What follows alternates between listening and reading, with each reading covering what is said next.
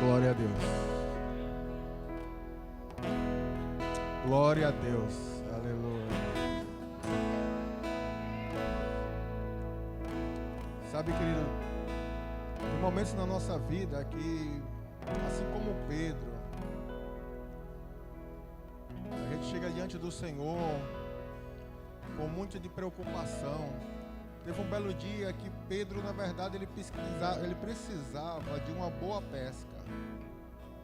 E naquele dia que ele precisava de uma boa pesca, e vai saber o porquê ele estava tão preocupado,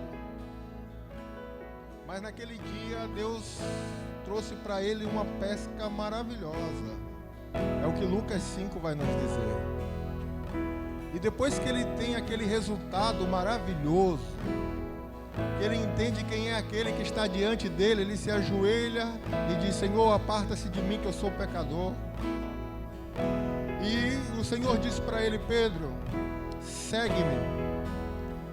A pesca maravilhosa já não importava mais.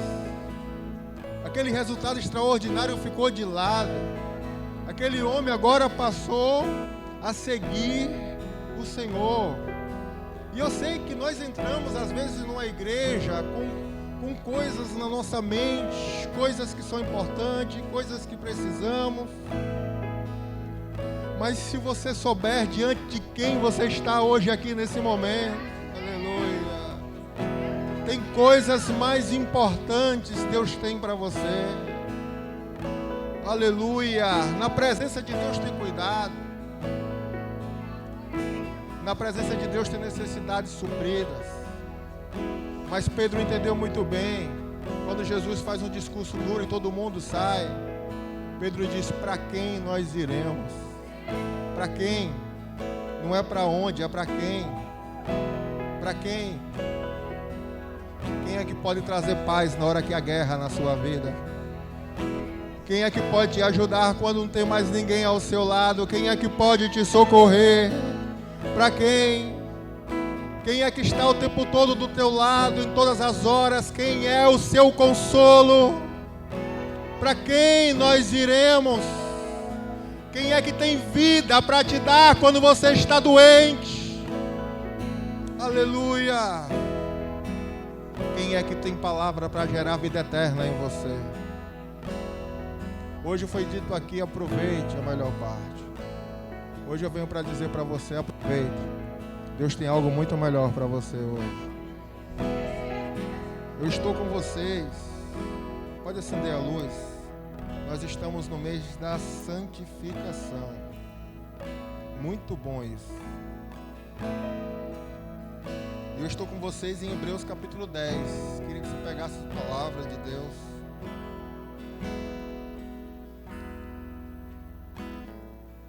Hebreus capítulo 10. Eu quero ler uma porção do Novo Testamento e uma porção do Antigo Testamento. Quem me conhece sabe que na maioria das vezes eu leio 1, 2 versículos e parto para ministrar a palavra. Mas hoje, meditando na palavra e orando a Deus, o Espírito Santo me pediu para eu ler tudo isso aqui com vocês. Tudo isso aqui que vai ser necessário. E em algum momento, quando eu começar a leitura, eu vou abrir um parênteses para eu fazer um comentário nessa leitura, e eu vou fechar o parênteses e vou continuar a leitura. Quem entendeu, diga amém. Hebreus 10, capítulo 1, Hebreus 10, versículo 1, a partir do verso 1, diz assim a palavra do Senhor: Ora, visto que a lei tem a sombra dos bens vindouros, e não a imagem real das coisas, nunca, jamais pode tornar perfeitos os ofertantes com os mesmos sacrifícios que ano após ano perpetuamente eles ofereciam. Deixa eu abrir um parênteses aqui. Está dizendo que a lei que veio por meio de Moisés, não tinha a capacidade de tornar, diz o texto, os ofertantes perfeitos. aqueles que ofereciam sacrifícios, aquilo que a lei pedia para ser feito, não dava a capacidade de essas pessoas que estão oferecendo o sacrifício se tornar perfeitas, porque a lei era apenas uma sombra de bens que haveriam de chegar, mas não era a imagem exata. Então, por aquilo que se fazia, ano após ano, de levar sacrifício, aquilo não tinha capacidade de tornar o homem perfeito. E eu fecho parênteses. Verso 2. De outra sorte, não teriam cessado de ser oferecidos. Portanto, os que prestam culto, tendo sido purificados uma vez por todas, não teriam consciência de pecados. Entretanto, nesse sacrifício faz-se recordação de pecados todos os anos. Deixa eu abrir outro parênteses aqui. Porque eles sacrificavam só por uma coisa, diz o verso 3, para que eles se lembrassem dos pecados, para que eles não esquecessem que eles eram pecador. E a lei vai dizer que não há remissão de pecados sem derramamento de sangue. E para que eles não esquecessem que era pecador, apenas para recordar, ano após ano, era feito sacrifício. E eu fecho parênteses, verso 4. Porque é impossível que sangue de touros e bodes remova pecados. Por isso, entrando no mundo, diz: sacrifício e oferta não quiseste, antes um corpo me preparaste. Não te deleitou em sacrifícios e ofertas pelo pecado. Então eu disse: eis-me aqui. No rolo do livro está escrito ao meu respeito, para fazer, ó Deus, a tua vontade. Depois de dizer como acima: sacrifício e oferta não quiseste, sacrifício pelo pecado nem com isso se agradastes, coisas que se oferecem segundo a lei. Então acrescentou: eis-me aqui, para fazer, ó Deus, a tua vontade. Remove o primeiro para estabelecer o segundo. Vou abrir um parênteses aqui. Tem alguém que está dizendo: sacrifício Deus não quer, mas um corpo Deus preparou. Eis-me aqui, ó Deus, para fazer a tua vontade. No livro está escrito sobre mim: sacrifício o Senhor não quer, mas um corpo preparou. E agora eu vou remover o primeiro sacrifício que o Senhor não quer, e eu estou estabelecendo o segundo, um corpo que o Senhor preparou para fazer a tua vontade. E o verso 10 vai dizer, fechando parênteses: nessa vontade é que temos sido santificados. Eu vou repetir: nessa vontade é que temos sido santificados, mediante a oferta do corpo de Jesus, uma vez por todas.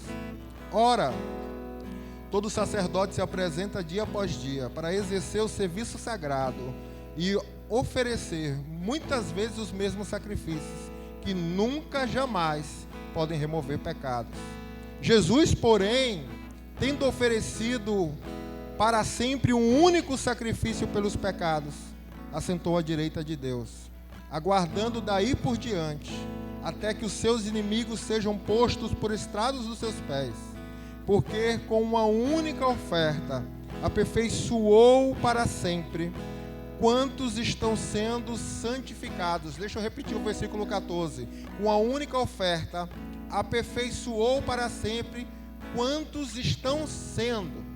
Aperfeiçoou o passado, estão sendo presente. Aperfeiçoou o passado, estão sendo presente. Santificação tem a ver com o passado, mas santificação tem a ver com o presente. Deixa eu fechar o parênteses. Versículo 15. E dito isso, dá testemunho também o Espírito Santo. Escute o que o Espírito Santo diz. Porquanto, após ter dito, essa é a aliança que farei com eles. Depois desses dias, diz o Senhor, porei em seu coração as minhas leis, e sobre a sua mente as inscrevereis. Acrescenta, também de modo nenhum lembrarei dos seus pecados e das suas iniquidades, não lembrarei para sempre. Ora, onde há remissão destes, já não há oferta pelo pecado. Tendo, pois, irmãos, intrepidez para entrar no Santo dos Santos, pelo sangue de Jesus, pelo novo e vivo caminho que ele consagrou, pelo véu, isto é, pela sua carne, e tendo grande sacerdote na casa de Deus, aproximamos com sincero coração e plena certeza de fé, tendo o coração purificado da má consciência, lavado com o corpo, com água pura. Guardemos firme a confissão e a esperança, sem vacilar, pois quem fez a promessa é fiel. Consideremos também uns aos outros, para estimular-os em amor e em boas obras. Não deixamos de congregar o que é costume de alguns. Antes, façamos demonstrações, e tanto mais quando vedes que o dia do Senhor se aproxima. Porque, versículo 26, se vivermos deliberadamente em pecado, depois de termos recebido o pleno conhecimento da verdade, já não resta sacrifício pelo pecado. Pelo contrário, certa expectação de horrível juízo de fogo, fogo vingador, preste a consumir os adversários, sem misericórdia. Morre pelo testemunho de 2 ou 3 pessoas o que tiver rejeitado a lei de Moisés.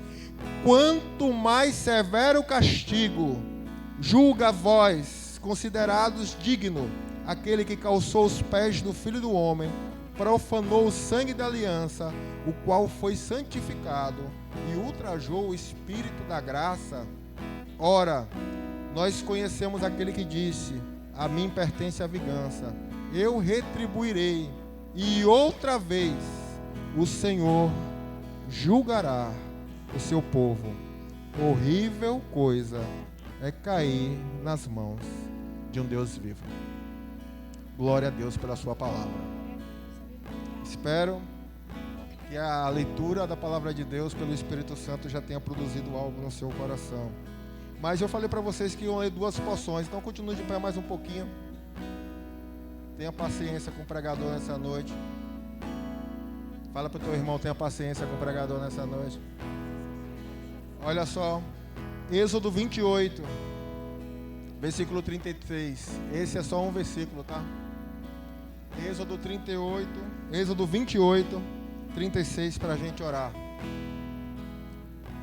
Êxodo 28, 36, diz assim a palavra do Senhor: farás também uma lâmpada de ouro puro, e nela gravarás, de maneira de gravuras,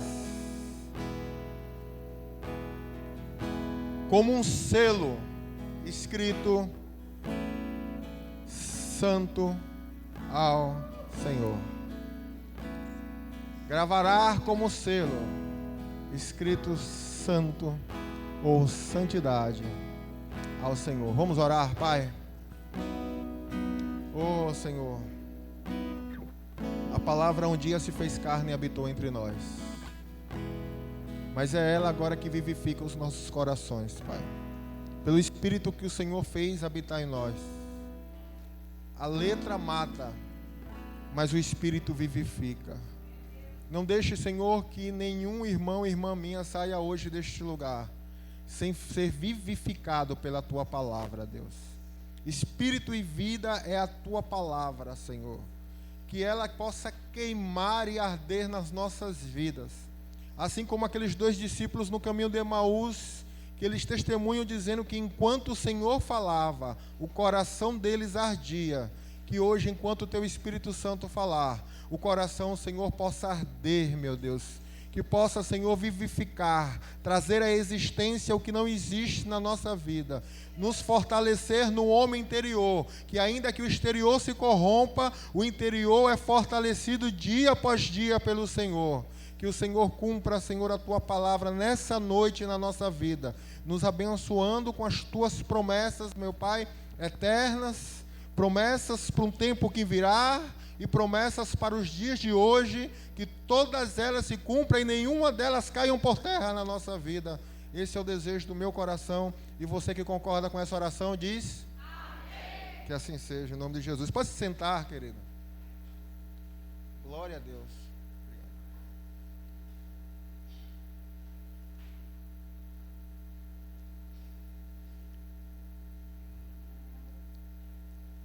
Eu vou voltar no finalzinho ao texto que a gente leu, pelo menos a parte dele. Mas eu fiz questão de ler por último essa porção do Antigo Testamento,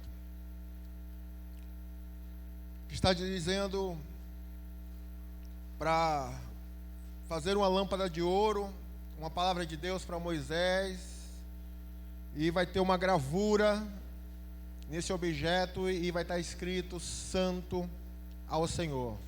Nós estamos no mês da santificação. Eu sei que esse mês todo nós ouvimos acerca de santificação. Quem esteve conosco, acompanhou, foi abençoado por Deus. Faz parte da vontade de Deus a nossa santificação, tema muito importante para a nossa vida. E se você hoje abriu o seu coração para o que Deus está para falar para você, eu falava isso de manhã na escola dominical, a santificação ela abre muitas portas para a nossa vida, muitas portas. Então se você hoje abriu o coração para a palavra de Deus e para a santificação, tenho certeza também que muitas portas de Deus serão abertas. Precisamos entender essa santificação, essa santidade. E por que eu vim aqui em Êxodo 28? Porque é no livro de Êxodo a primeira vez que aparece a palavra santo. Deus chega para Moisés e diz assim, Moisés, Êxodo capítulo 16, verso 23, ele vai dizer, Moisés, vocês vão trabalhar 6 dias na semana, mas no 7º vocês vão descansar, será sábado santo ao Senhor. É um sábado separado para Deus. Não é para fazer mais nada. É um sábado santo, separado. E a partir daí, Deus vai mostrar que várias coisas estão sendo separadas para Ele. E Ele vai trazer essa palavra santo. Uma dessas coisas é esse versículo 36 do capítulo 28 que a gente leu. Que Ele manda fazer uma lâmpada de ouro puro e gravar nela, santo ao Senhor. Essa palavra santo do hebraico, ela significa separado, algo que foi separado.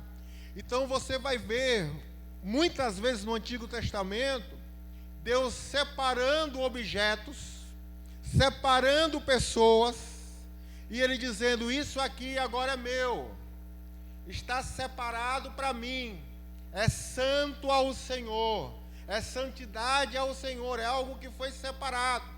E eu preciso que você hoje entenda isso, para que a sua vida seja uma vida santa. Deixa eu tentar explicar para você, da forma de uma comparação com um suco que eu gosto muito. Eu gosto de suco de morango. Então a Renata, ela vem e ela compra uma caixa de morango, porque ela sabe, na verdade, amor, que eu gosto de suco de morango. E vem a caixa com 20 morangos. Então eu vou pegar aquela caixa e eu decidi separar 5 morangos para fazer o suco que eu gosto de fazer, um bom suco de morango. E eu separei 5 morangos.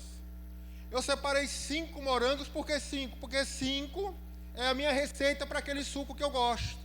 5 estão sendo separados para aquele propósito de fazer a produção de um bom suco de morango.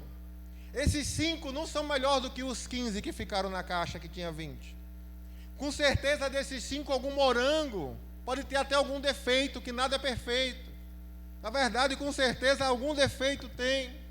Não tem diferença dos outros morangos. Não tem nada de especial nesses 5 morangos. Apenas eles foram separados para um propósito.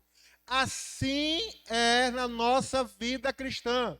Deus é aquele que nos escolheu, nos chamou e nos separou para um propósito. E é o propósito que santifica a nossa vida. É o fato de Deus ter nos escolhido que nos santifica a nossa vida. E eu quero dizer, querido, nós precisamos resgatar a noção de ser escolhido por Deus. Porque foi Deus que nos escolheu. Foi Ele que nos chamou. Já dizia Deus por meio do profeta Isaías. Eu, Deus, que o escolhi, eu o chamei, eu que o sustento, eu que te ajudo, diz o Senhor. João 15, Jesus vai dizer, não foi vós que escolheste a mim, mas eu que escolhi a vós, para que vá, dê fruto e o vosso fruto permaneça. Jesus está revelando, foi eu que escolhi vocês. Então, na verdade, Deus nos escolheu. Para quê? Para um propósito. Qual é o propósito? Leia Isaías 46 e 7, que o profeta Isaías vai dizer: chamais os meus filhos das extremidades, as minhas filhas e os meus filhos do norte, chamai para perto, o qual eu, o Senhor, os formei, os criei para louvor da minha glória. Então, tanto o profeta Isaías no Antigo Testamento, como Efésios capítulo 1, Efésios capítulo 1, 4, bendito seja o Deus e Pai do nosso Senhor Jesus Cristo, que nos abençoou nele com toda sorte de bênção nos lugares celestiais e nos escolheu nele antes da fundação do mundo, para quê? Para sermos santos e irrepreensíveis. E o versículo 6 vai dizer, para louvor da sua glória. E o versículo 12 do capítulo 1 de Efésios vai dizer, para louvor da sua glória. Então, Deus nos escolheu para um propósito. Porque santidade, querido, tem a ver com eu ser escolhido por Deus. Não tem a ver por eu ser especial. Não tem a ver com um morango ser diferente dos outros. Mas tem a ver com um propósito com o qual aquele que o escolheu. Tem a ver com a decisão que Deus tomou em me escolher e em me separar para eu viver para esse propósito. E não porque alguém é especial, porque a ideia, nós precisamos quebrar isso. A ideia que nós temos lá fora de santidade é alguém que nasceu especial. Alguém que foi especial. Mas isso não é bíblico. Santidade tem a ver com alguém, com Deus que escolheu você. Isso tem a ver com santidade. Santidade não tem a ver com um conjunto de regras e doutrinas que eu sigo de uma igreja. Santidade não é uma pessoa especial. Santidade não é religiosidade. Não é porque eu estou no culto que eu sou santo. Não é porque eu sou da vida nova, ou de A, ou de B, ou de C que eu sou santo. Santidade não é doutrinas e costumes que eu sigo. Isso não é santidade. Isso não tem nada a ver com santidade. Aliás, eu conheço pessoas que chegam para mim me procurando para dizer, pastor, ore pelo meu marido. Mas eu falo que o seu marido é uma bênção. É uma bênção na igreja. Porque em casa é uma maldição. Na igreja é uma pessoa. Na igreja tem alegria.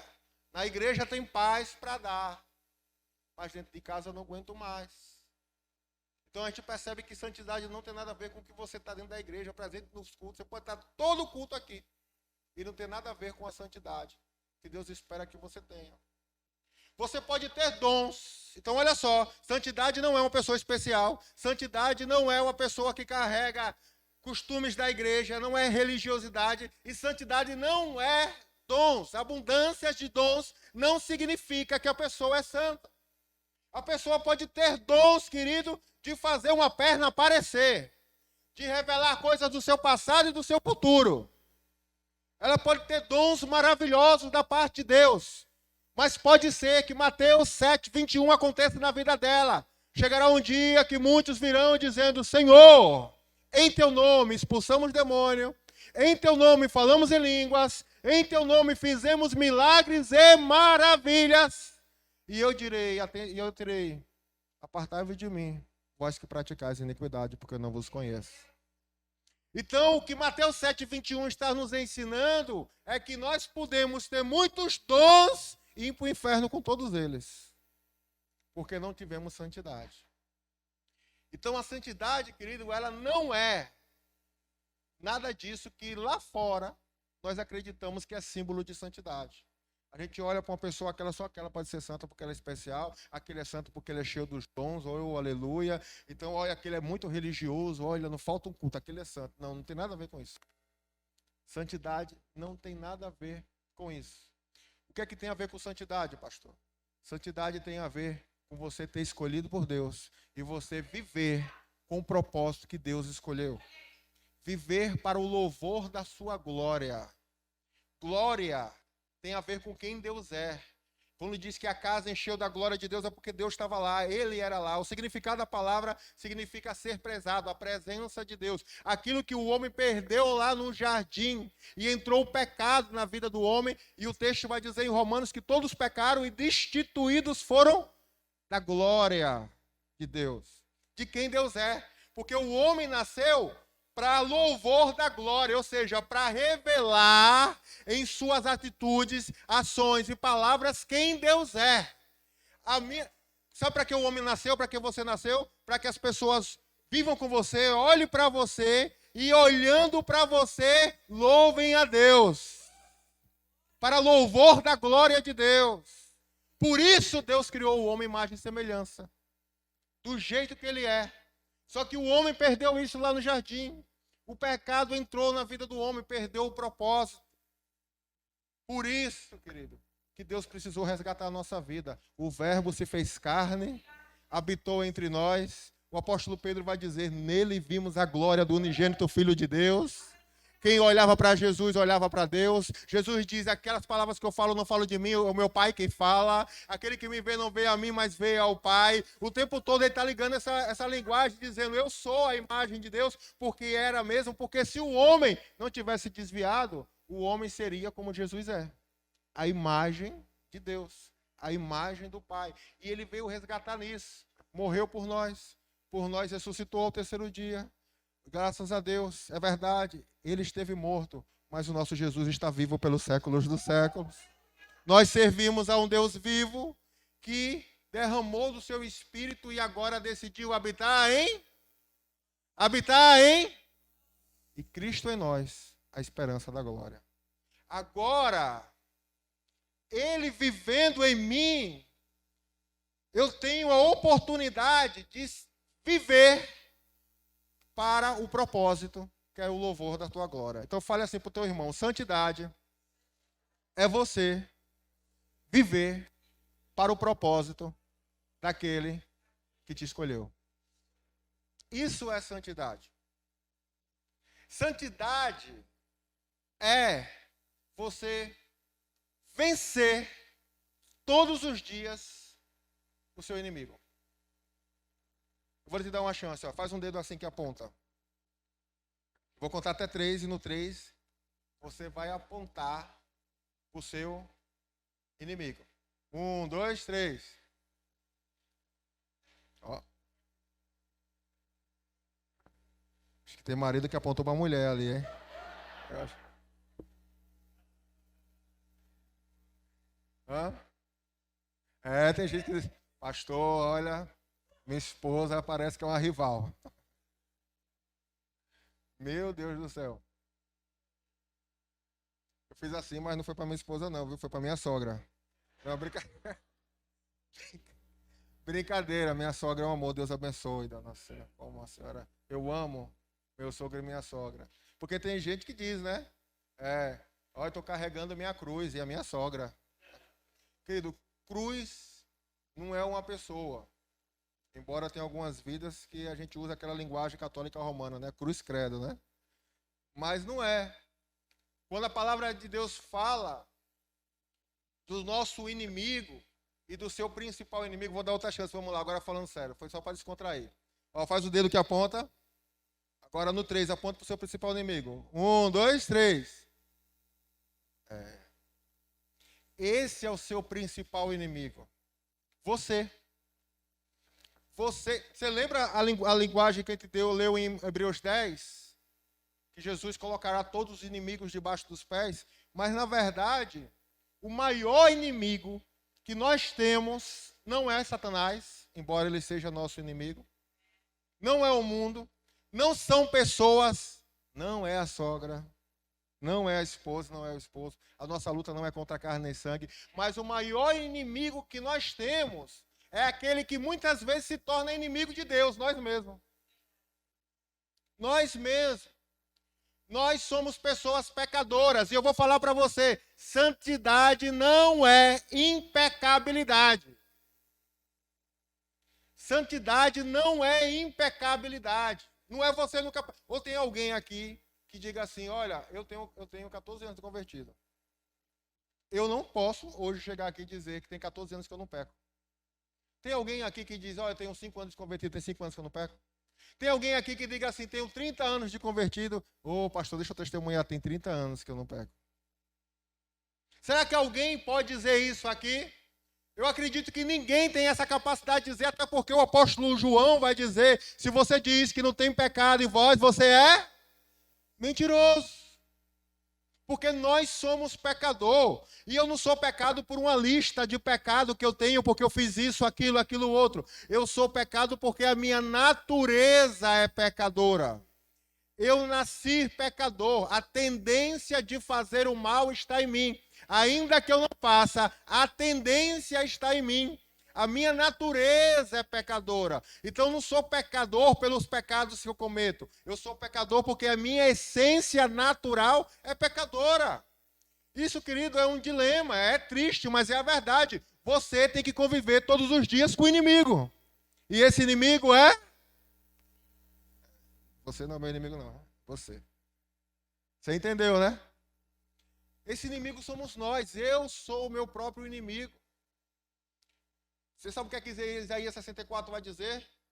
Que a nossa justiça, as nossas melhores obras, são diante de Deus como trapo. Você sabe o que é trapo de imundície? Você sabe quando você manda seu filho ou seu marido lavar a louça, depois pede para ele pegar aquele paninho. Sabe aquele paninho da gordura? Limpa tudo. Aquele paninho que pega a comida assim. Aquele paninho que você tem alguns homens que fazem aquela cara assim. Tem uns homens se denunciando aqui. Sabe? Aquilo ali, aquele trapo, aquilo ali que você tem nojo, que o profeta está dizendo é que a sua melhor obra para Deus é aquilo ali. Trapo de imundície. Nós não prestamos, querido. O homem sem Deus, diante de Deus, não presta para nada. Mesmo a sua melhor obra é má. Pode ser, para parecer, uma série de coisas aí que o Senhor pode revelar na sua palavra. Então, na verdade, o maior inimigo sou eu. E só tem um jeito de eu vencer esse inimigo. Morrendo. É só se morrer. É por isso que a linguagem do evangelho é necessário. Não é um pedido. Não é se você sentir. Não é se você quiser. É necessário nascer de novo. Existe uma necessidade do homem nascer de novo, porque essa vida passada de pecado não presta. Ela está morta. Tem uma linguagem que eu amo, do coração. Se você puder abrir Romanos, capítulo 7. É uma parábola que Paulo usa aqui.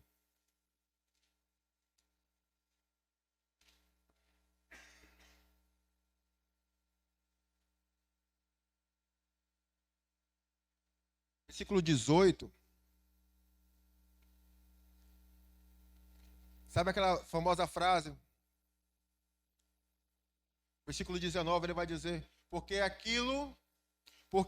não faço o bem que eu prefiro, mas o mal que eu não quero, esse eu faço, né? O bem que eu quero fazer, eu não faço, mas o mal que eu não quero, isso eu faço. Agora, olha a revelação que ele tem. Olha a revelação. Versículo 20. Mas se faço o mal que não quero, já não sou eu quem faz, e sim o que habita em mim. Então, ele está numa guerra, é um dilema. A mente dele quer Deus. A mente dele tem prazer na lei de Deus. Mas o corpo caído é pecador. Ele quer fazer o bem, mas ele faz o mal. E o mal que ele não quer, isso ele faz. E se ele faz o mal que ele não quer, não é ele que faz. Ele diz, mas o pecado que habita em mim é o que faz. Agora, olha o versículo 22. Porque no tocante ao homem interior, tenho prazer na lei de Deus. Até um louvor, né? Dentro, eu tenho prazer em Deus. Mas meu espírito tem prazer em Deus. Meu homem interior tem prazer, mas o meu corpo, aquilo que não quer, faz. E se eu faço o que eu não quero, é o pecado que habita em mim que faz. Então, essas verdades Paulo está falando, e no meio dessas verdades vem o versículo 23 e 24. Ele vai dizer, mas vejo os meus membros guerreando contra a lei da minha mente, me faz prisioneiro. Ele está dizendo, a minha mente quer Deus, o meu corpo não quer. Está tendo uma guerra, uma batalha. Quem já passou por isso, diga amém. E no versículo 24 ele dá um brado. Ele vai dizer assim, desventurado ou miserável, miserável o homem que eu sou, quem me livrará? Quem me livrará do quê? Olha só que não é da morte desse corpo. É quem me livrará do corpo dessa morte. Ele não está dizendo quem vai me livrar da morte desse corpo, se esse corpo morrer. Não é isso. Ele está dizendo quem me livrará do corpo dessa morte. Ele está usando uma figura de linguagem, uma parábola, para fazer a gente compreender algo que acontecia bem comum na época dele. É uma técnica, na verdade, de tortura romana, onde se pegava um corpo morto e amarrava a um corpo vivo. E esse corpo morto, amarrado ao corpo vivo, com o passar do tempo, essa podridão do corpo morto passava para o corpo vivo. E a pessoa viva acabava morrendo. Então, a figura de linguagem que ele está usando é o seguinte: o pecado é assim. É como se tivesse um corpo, o corpo. Quem me livrará do corpo dessa morte? É como se tivesse esse corpo de morte preso a mim e esse corpo estar me contaminando. Esse corpo está me matando. Esse corpo é um inimigo de Deus. Eu quero agradar a Deus, mas não consigo. Ele está preso a mim. Miserável o homem que eu sou, quem me livrará do corpo dessa morte? Mas graças a Deus, o verso 25, ele diz, graças a Jesus que nos livra do corpo dessa morte. Jesus é aquele, querido, que tem a capacidade de trazer vida onde está a morte. Jesus é aquele que ele tem a capacidade de nos fazer morrer, porque foi ele que fez isso. Você lembra quando ele disse, se o grão de trigo caindo na terra não morrer, não dá fruto. Mas se ele morrer, dará muito fruto. Isso é uma linguagem falando dele mesmo. É a semente que veio do céu. Que essa semente que veio do céu, se cair na terra, não morrer, não vai dar fruto. Mas a gente sabe que Deus mandou o seu único filho. E naquela sexta-feira da paixão, ele morreu. Ele morreu na terra. E olha só como Deus faz. Deus semeou um filho. E porque o filho abriu mão e decidiu morrer, por causa disso, ele pode gerar muitos filhos. Então, olha o fruto. Você só está aqui hoje como fruto de Jesus Cristo. Resultado do trabalho de Jesus, da morte de Jesus. E isso é o que nós precisamos fazer. Nós precisamos viver de uma maneira que todos os dias esse inimigo, querido, ele seja sucumbido. Paulo vai falar em 1 Coríntios 9, protesto que eu viva, que eu venha morrer, esmurro o meu corpo, para que quando eu pregar o evangelho eu não seja reprovado. Toda essa linguagem, aquele que quer me seguir de Jesus, tome a sua cruz, negue-se a si mesmo. É uma linguagem de morte, de negar a minha vontade, até porque você sabe que quando a gente assume o papel da nossa vida, porque você entrega a sua vida para Jesus, você quer que Jesus agora venha viver em você. Jesus vem viver. Mas a partir do momento que você diz, eu sou o protagonista e eu que mando, a vida é minha e eu faço o que eu quiser, Jesus ficou. Jesus ficou para trás. Você assumiu o papel principal da sua vida e você já sabe o que dá o papel principal da sua vida. Você já sabe o que é o resultado. Você já cansou, você já lutou, você já batalhou, você já fez. E já surgiu aí a inimizade, já surgiu a falta de paz, já surgiu a dissensão, já surgiu o quê? A glutonaria, já surgiu o quê? O adultério. Tudo isso aí é obra da carne, é resultado seu. Porque paz, alegria, bondade, misericórdia do Espírito não é seu. É resultado de Deus na sua vida. Então, quando a gente assume o papel principal da nossa vida, dificilmente nós vamos viver um evangelho. Porque o evangelho que Jesus trouxe é um evangelho que você tem que pegar a sua cruz. Você tem que se negar. E todos os dias você tem que vencer esse inimigo que se levanta todos os dias. E o seu principal inimigo é você. Quem está entendendo, diga amém. E para terminar, santidade é você viver o propósito daquele que te escolheu. Santidade é você todo dia derrotar o seu principal inimigo, e esse inimigo é você. E santidade é você ter a capacidade de ver Deus. Ver Deus. Eu quero usar essa linguagem em Hebreus capítulo 12, abra lá comigo. Se o Ministério do Louvor quiser subir aqui.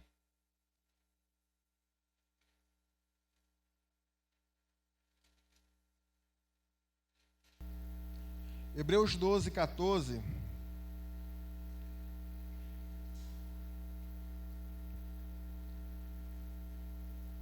Hebreus 12, 14.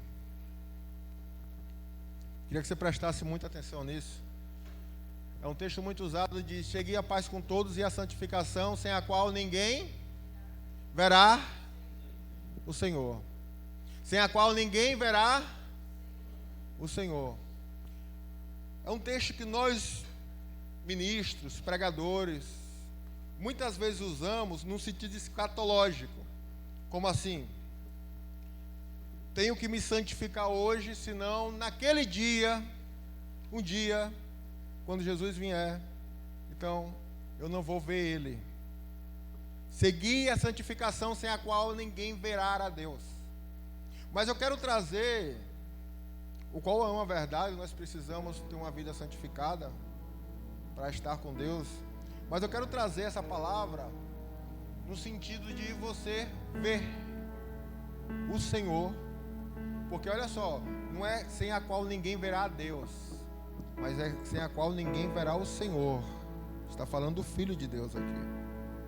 E eu quero trazer no sentido de santificação é você conseguir ver a Jesus hoje.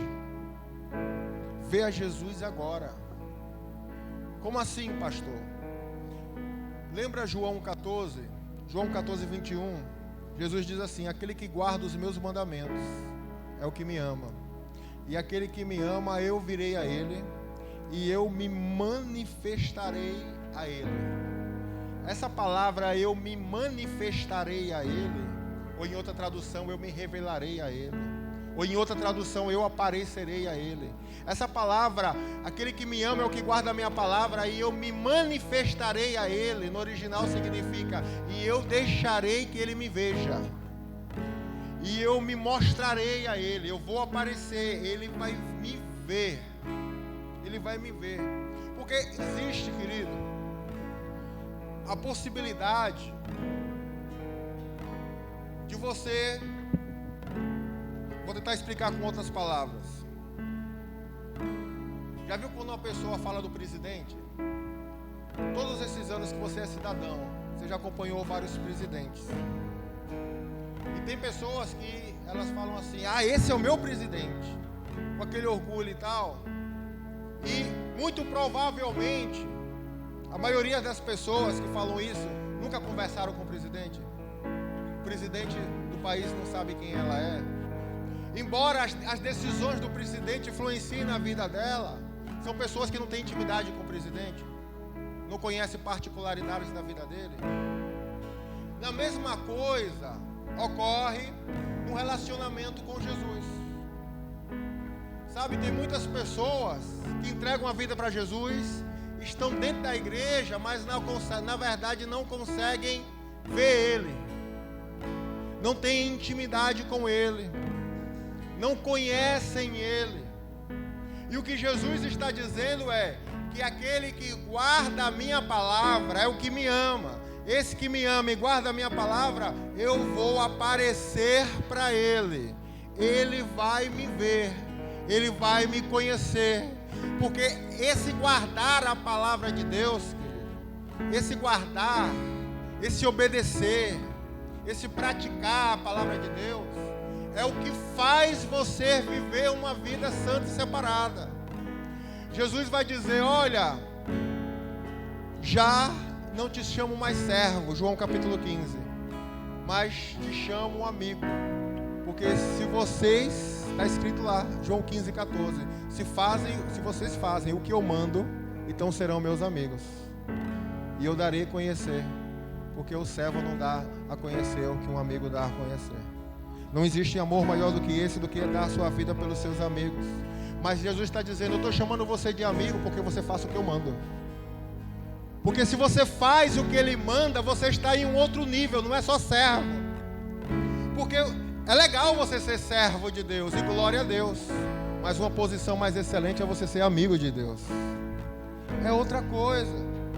Pode ter um Senhor que muito sirva, mas é muito diferente quando o Senhor tem uma pessoa que esse é amigo dele.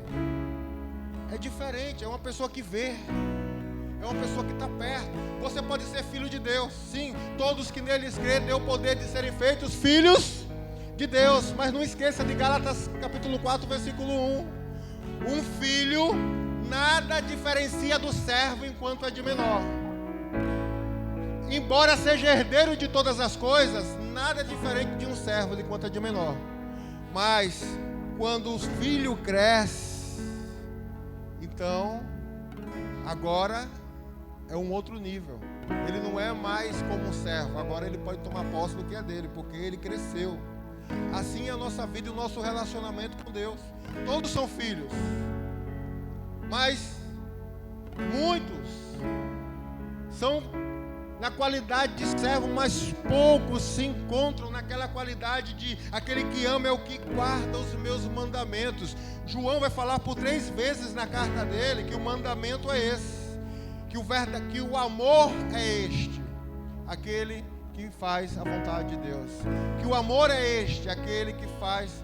Querido, eu preciso ler isso aqui com você. Vem aqui comigo. 1 João.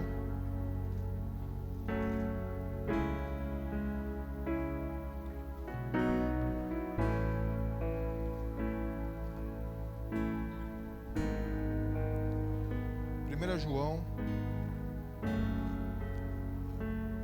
capítulo 5.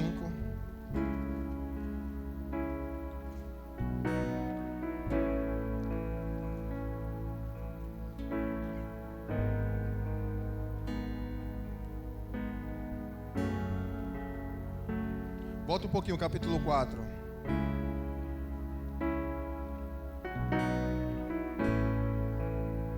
Olha o verso 13. Vou ler até verso 12 para você entender. Ninguém jamais viu a Deus. Amamos uns aos outros e Deus permanece em nós. Se o seu amor é em nós aperfeiçoado. Nisto conhecemos que pertencemos nele e ele em nós, e que nos deu o seu Espírito. E nós temos visto e testemunhado que o Pai enviou o seu Filho como Salvador do mundo. Versículo 15. Aquele que confessa que Jesus é Filho de Deus, permanece nele, e ele em Deus. Olha o 16. Nós conhecemos e cremos no amor de Deus que tem por nós. Deus é amor. E aquele que permanece no amor, permanece em Deus, e Deus nele. Nisto é, nós somos aperfeiçoados no amor, para o dia do juízo. Mantenhamos a confiança, pois segundo Ele é, também nós somos neste mundo. Olha só, Deus é amor. Segundo Ele é, nós somos, não é nós vamos ser, não é nós seremos, é nós somos. Agora, olha o capítulo 5 que o João vai dizer. Capítulo 5, versículo 2 e 3. Nisto conhecemos que amamos os filhos de Deus, e quanto amamos Deus, se praticarmos os seus mandamentos. Versículo 3, porque este é o amor de Deus, que guardemos os seus mandamentos. Olha de novo a segunda carta, logo do lado aí, ó. Verso 6, e o amor é este, que andemos segundo os seus mandamentos. Veja quantas vezes ele repete a mesma coisa. Só está em Deus quem ama a Deus. Deus é amor, aquele que está nele é aquele que ama. Se você não ama seu irmão que vê, você não pode amar a Deus e ver. E o amor é este que guarde o mandamento. E o amor é este que guarde o mandamento. João 14, Jesus disse: aquele que me ama é o que guarda as minhas palavras. E eu vou me mostrar, eu vou me manifestar, eu vou aparecer a ele. Eu vou aparecer a ele. Santificação e santidade é você amar. E como precisamos de pessoas que amem. Sinceramente, querido, o mundo está cheio de pessoas muito chatas. Pessoas cheias de si. Pessoas que você para 10 minutos para conversar e só falam dela, das coisas dela, ou mal da vida dos outros. É porque o meu marido não presta, a minha mulher não presta, o meu filho não presta, a família não presta, a igreja não presta, o ministério não presta. Mas uma pessoa santa não é uma pessoa especial.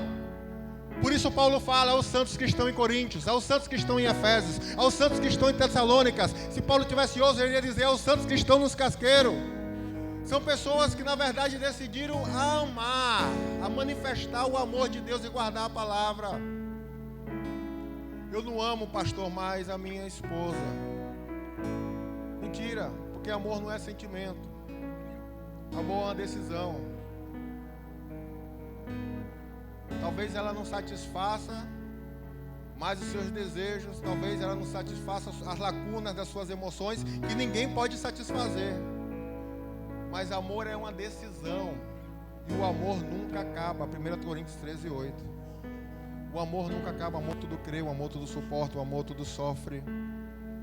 O amor é paciente, como precisamos de pessoas pacientes nesses últimos dias. Como eu preciso de pessoas pacientes com as minhas fraquezas, com as minhas falhas. Precisamos ter pessoas santas, porque santos são aqueles que amam, são os pacientes. O amor vai dizer que o amor, aleluia, o amor não se preocupa consigo mesmo. Como é bom ter pessoas que amam o outro, que abençoam o outro, que abençoam quem está perto, que levanta a mão para ajudar, não para condenar, não para julgar, mas estende a sua mão e diz: eu estou contigo, você errou, você falhou, não, você precisava aprender desse jeito, mas olha aqui, eu estou aqui para ajudar você. Como é bom ter pessoas que abençoam, pessoas boas, querido. Nós precisamos de pessoas santas no mundo. Pessoas que guardem a palavra de Deus de verdade. Pessoas que guardem de verdade. Hebreus capítulo 5, pelo tempo vocês deveriam ser mestres. Eu queria dar um alimento sólido, mas vocês são crianças, precisam de leite. Porque vocês não são experimentados na palavra da justiça. É praticar a palavra, não é? Guardar a palavra é você praticar, é você se envolver, é você dizer: hoje eu vou obedecer a palavra, amanhã eu vou obedecer a palavra. Eu quero a palavra na minha vida, eu quero viver a palavra, eu quero esse contato com a palavra. Eu amo a palavra. É difícil fazer essa vontade porque é contra a minha vontade, mas eu estou abrindo mão à vontade para fazer a vontade de Deus. E à medida que você vai crescendo nessa posição, guardando a palavra de Deus, Deus vai amando você, derramando o amor dele sobre a sua vida, e você vai se tornando uma pessoa santa, porque você vê Jesus. Você não só vê Jesus, mas as pessoas conseguem olhar e ver Jesus em você, porque sem santificação ninguém verá a Deus. E nós precisamos melhorar. Olha só o caminho, precisamos resgatar a ideia de que somos separados para um propósito de viver para a glória dele. Porque santificação é uma posição do que ele fez na cruz. Mas santificação também, diz o texto, está sendo santificado. Sendo, é presente. Então tem a ver com o meu comportamento. Por isso que Pedro vai dizer: deixe as suas paixões de lado, que você tinha antes. E agora, como aquele que te chamou é santo, sede santo em toda maneira de viver. É uma maneira de viver. É um comportamento. Eu sou casado com a Renata. Vamos dizer que meu nome é Diego Santo. A Renata agora se torna minha esposa. Então agora ela é a Renata Santa. Ela é santa porque agora ela está casada com o noivo santo. Quem está entendendo, diga amém. Então a posição nela em Diego a torna santa. Mas a Renata, ela tinha as paquerinhas dela antes de me casar comigo. Ela tinha os contatos dela. Mas quando ela decidiu casar comigo, ela teve que largar as paquerinhas, os contatos, os outros, e se esforçar para viver uma vida separada e dedicada a mim.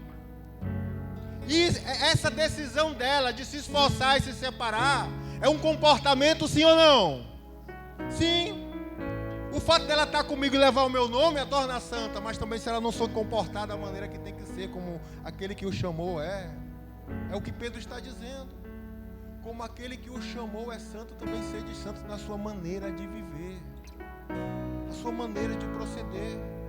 Como alguém que sabe, Deus me escolheu e eu tenho que viver para o louvor da sua glória. Como alguém que sabe, eu tenho que seguir Jesus, pegar a minha cruz, morrer a cada dia as minhas vontades. Eu tenho que diminuir para que Ele cresça em mim. Como alguém que sabe, olha, Senhor, eu preciso guardar a Tua palavra, preciso ser gente mais legal nessa terra, eu tenho que amar mais, eu tenho que abençoar mais, eu tenho que estar mais perto das vidas das pessoas, gostar mais dela. Porque só está com o Senhor aquele que ama a sua palavra, e o Senhor é amor. Deus é amor, o amor é mostrado de alguma forma. Queria que você se colocasse de pé.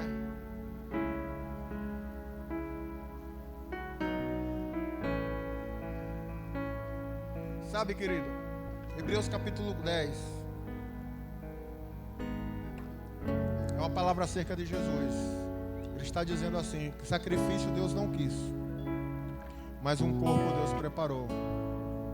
Eis-me aqui, ó Deus, para fazer a sua vontade. Sacrifício pelos pecados Deus não quis, mas um corpo Deus preparou. No livro está escrito sobre mim: eis-me aqui, ó Deus, para fazer a tua. E o texto vai dizer: nesta vontade nós somos santificados. A gente sabe que ali o autor dos Hebreus está falando de Jesus. Ele tira o sacrifício de animais, ele se coloca como sacrifício, não para fazer a vontade dele, porque ele vai dizer: Senhor, se possível passa de mim esse cálice, mas que todavia seja feita a tua vontade. E naquela cruz ali ele toma o meu lugar, ele toma a minha condenação. Mas um dia eu estava lendo, o Espírito Santo falou comigo: sacrifício Deus não quis, mas um corpo Deus preparou. Você também é corpo de Jesus. E além de você ser corpo de Jesus, você é um corpo onde Ele decidiu habitar em você. Se você se esvaziar, se você se humilhar, Deus dá graça aos humildes. Ele vem e habita em você, e você pode dizer: não vivo mais eu, mas Cristo vive em mim. Sacrifício Deus não quis, mas um corpo Deus preparou. E tem alguém dizendo: eis-me aqui, Senhor, para fazer a tua vontade. E um dia Deus falou para mim: Diego, eu estava chorando porque cometi pecados, não estava conseguindo agradar a Deus, estava pedindo a Deus graça, misericórdia. E me veio Hebreus capítulo 10. E Deus está dizendo: Diego, o caminho que você tem que ir é esse aqui. Eu falei: qual o caminho, Senhor? Sacrifício eu não quero. Mas olha só, eu sou espírito, você é o corpo. Você entra com o corpo e eu entro com o espírito, se você estiver disposto a fazer a minha vontade. Isso é uma aliança com Deus. Porque na nossa força, querido, a gente não consegue. Na nossa força é difícil viver uma vida de santidade. Mas no momento que a gente entender que a gente entra com o corpo, Deus entra com o Espírito dele, E se você tiver o coração disposto a se humilhar, disposto a abrir a porta, porque aquela palavra que Jesus diz, eis que estou à porta e bato, nós pregamos para as pessoas que não conhecem a Ele, mas é fora de contexto, porque é uma carta escrita para a igreja. Para a igreja. É uma palavra para a igreja. É para quem é igreja, que precisa melhorar, que precisa deixar Jesus entrar. Ele está dizendo, eu estou à porta e bato, porque você vai me ver, diz o Senhor. Você vai me ver. O Espírito Santo falava, Diego, você entra com o corpo, eu entro com o Espírito, e juntos nós vamos andar nessa terra. Estou aqui, ó Deus, para fazer a tua vontade.